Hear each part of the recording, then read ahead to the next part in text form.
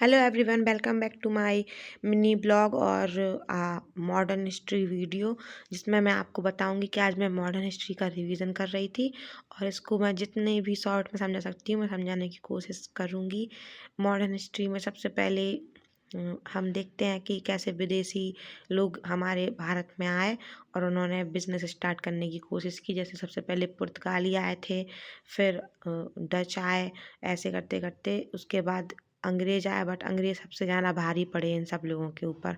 बाकी लोगों ने उतना ज़्यादा नहीं कुछ कर पाया, लेकिन अंग्रेज ने पूरे भारत पे राज किया, पूरे भारत पे अपना कब्ज़ा कर लिया और बहुत बिजनेस फैलाए, बहुत लोगों के ऊपर कब्ज़ा किया। फिर उसके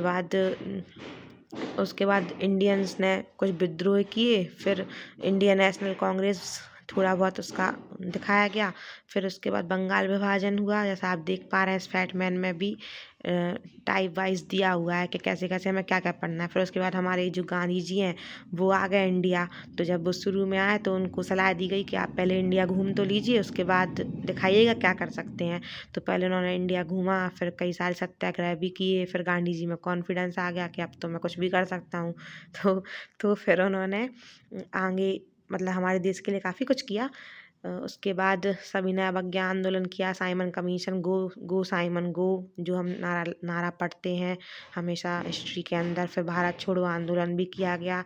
फिर ऐसे करते करते एंड में हमारे इंडिया को आज़ादी मिली गई, हमारा भारत आज़ाद हो गया।